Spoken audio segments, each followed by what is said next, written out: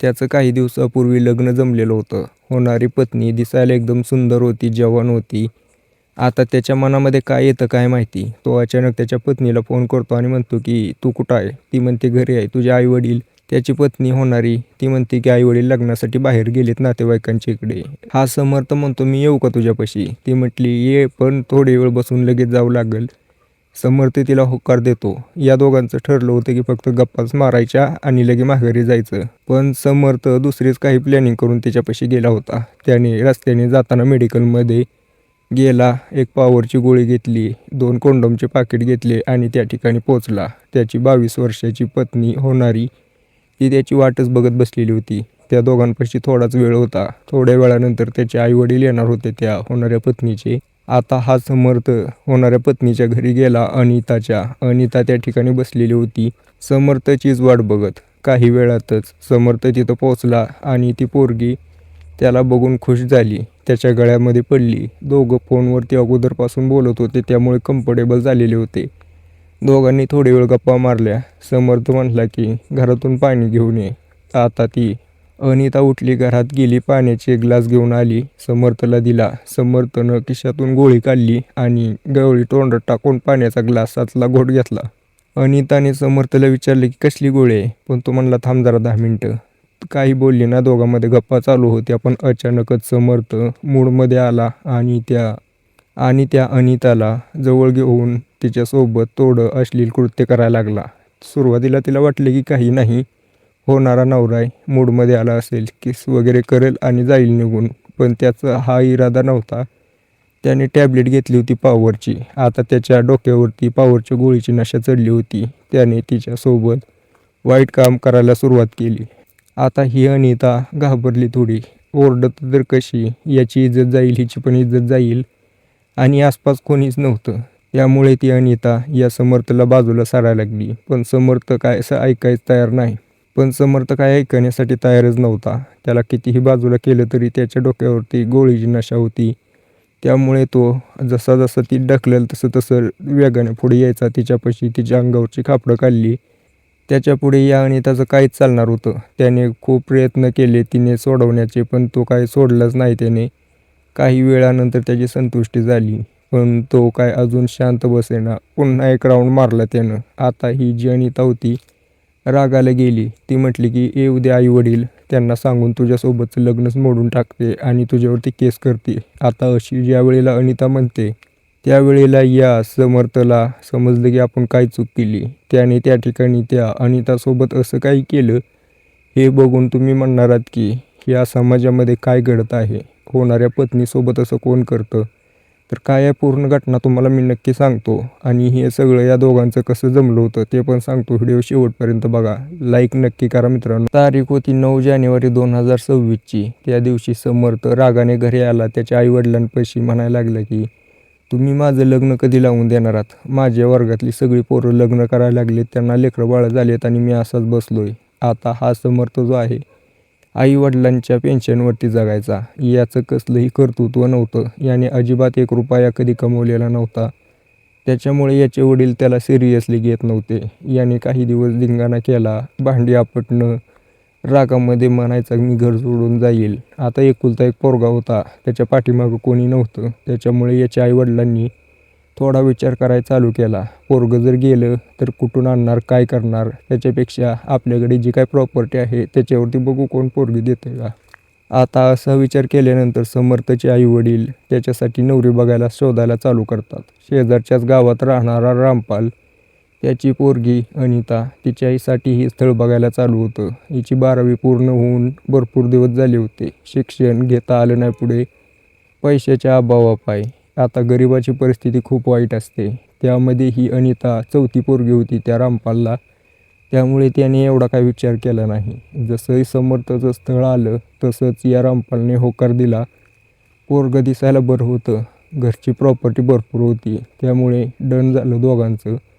या समर्थने मोबाईल घेऊन दिला आता ज्या वेळेला या दोघांचं डन झालं, साखरपुड्या दिवशी समर्थने एक मोबाईल घेऊन अनिताला दिला. मोबाईल घेऊन दिल्यानंतर अनिताच्या हातात पहिल्यांदाच मोबाईल आलेला. इंस्टाग्राम रील वगैरे बघणे, त्यामध्ये जे होईल ते तिला वाटायचं की आपण पण करावं. आपल्यापाशी ही गाडी असावी मोठी 4 चाकी, आपल्यापाशी ही पैसा असावा भरपूर उडवण्यासाठी, असं ती आपली तिची इच्छा आहे ती समर्थला सांगायची. समर्थ मोठमोठे फेकायचा, म्हणायचा आपण सगळं करू, तू टेन्शन घेऊ नको, तू टेन्शन घेऊ नको, आपण सगळे ऐश करू. त्यामुळे ही आता याच्यावरती पूर्णपणे विश्वास ठेवून मोठी मोठी स्वप्न रंगवायला लागली होती. दिवसामागे दिवस जात होते. काही दिवसानंतर सगळ्यांच्या सहमतीने या दोघांच्या लग्नाची तारीख ठरवली. 26 फेब्रुवारी 2026ची ती तारीख होती. पण त्याच्या अगोदर या दोघांमध्ये भरपूर काही घडलं होतं. दोघं एकमेकांसोबत साध्या गप्पा मारत मारत अश्लील गप्पा पण मारायचे. त्यामुळे दोघांमध्ये ना असं कम्फर्टेबल झाले होते की काही पण बोलायचे. आणि आता तो समर्थ म्हणायचं की आपण असं करू, तसं करू, एवढी वेळ करू, तेवढी वेळ करू. अनिता पण रिस्पॉन्स द्यायची. त्यामुळे समर्थला आता राहवत नव्हतं. आणि याच्याच मध्ये भर पडली समर्थच्या मित्रांची. आता हे समर्थचे मित्र ज्या वेळेला पण याच्यासोबत प्यायला बसायचे त्यावेळेला मित्र त्याला म्हणायचे की अरे तू अजूनपर्यंत काय केलं का नाही तुझ्या बायकोसोबत होणाऱ्या. तो म्हणायचं की नाही का, काय करायला पाहिजे आहे. त्या समर्थचे मित्र म्हणायचे आता आपल्या तेवढी जेवढी बसली आहेत, जेवढ्याचे लग्न झाले तिने लग्नाच्या अगोदर केलं, भरपूर मजा येते चोरी छुपे करायला. आता समर्थला याच्याबद्दल एक्साइटमेंट वाटायला लागली. त्याला वाटायचं की मी पण करावं असं, म्हणजे जेणेकरून ना माझीही मनामध्ये एक चांगली जी इच्छा आहे ती पूर्ण होईल. मीही मित्रामध्ये बसलो म्हणजे त्यांच्यासोबत असं काहीतरी बोलायला विषय होईल, असा विचार करून हा समर्थ तिच्या होणाऱ्या बायकोला म्हणतो की करायचं का. ती नकारच देत होती. पण शेवटी कसं आहे, एवढा पण नकार देणं आता ती हळूहळू तिचा नकार कमी होत आला होता. आता या समर्थला वाटलं की चला हिने होकार दिलाय, आता तो चान्स चालून आला. 4 फेब्रुवारी 2026चा तो दिवस होता. या दिवशी समर्थ अनिताला फोन करतो आणि म्हणतो की काय चालू आहे. यांच्या गप्पा नॉर्मल चालू होत्या. अनिता सांगते की आई वडील नातेवाईकांच्याकडे गेलेत. हा म्हणला की मी येतो आज. ती पण म्हणली ये. हा पूर्ण तयारीने गेला आणि त्याने तिच्यासोबत जे केलं ते मी तुम्हाला सुरुवातीला सांगितलं. आता अनिता रागवली होती, तिला राग आला होता. ती म्हणत होती की वडिलांना सांगणार, लग्न मोडायला लावणार. याला भीती वाटायला लागली, हे जर त्याच्या आईवडिलांना समजलं, एकतर मी काही करत नाही आणि वरून मी असं केले आणि जमलेलं लग्न मोडलं, माझी इज्जत जाईल. वाईट काम केल्यानंतर तिला संपवून टाकलं. आता या ठिकाणी तिच्या घरी आई वडील नव्हते त्यामुळे कोणाला समजलं नाही. पण शेजारचे लोक, खूपच वाईट नजर असते त्यांची. कधी कधी ही नजर चांगल्या पण कामासाठी येते. ज्या वेळेला तो तिथून निघून गेला त्यावेळेला शेजारी बसलेल्या एका म्हाताऱ्याने बघितलं होतं. त्याने तिथून येणारा कालवा पण बघितला होता, पण तो शांत बसला.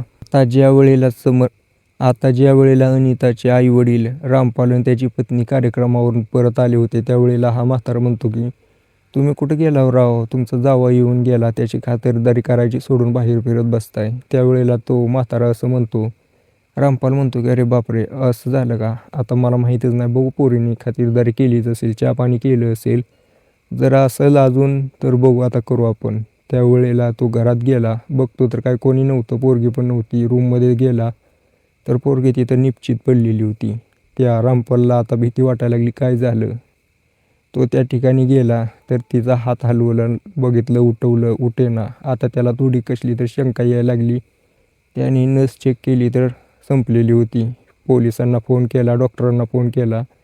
आता त्या ठिकाणी ॲम्ब्युलन्स वगैरे आली, घेऊन गेली, पण हिचा जीव संपलेला होता, गेलेला होता. डॉक्टरांनी मृत घोषित केलं. पोलीस त्या ठिकाणी आले, घटनास्थळाची पाहणी केली. त्याच्यानंतर पोलिसांनी त्या म्हाताऱ्याचा जबाब घेतला, रामपालचा त्याच्या पत्नीचा जबाब घेतला, पोस्टमार्टम केलं आणि या समर्थच्या शोधात लागले पोलीस. त्याच्यावरतीच मुख्य शंका होती.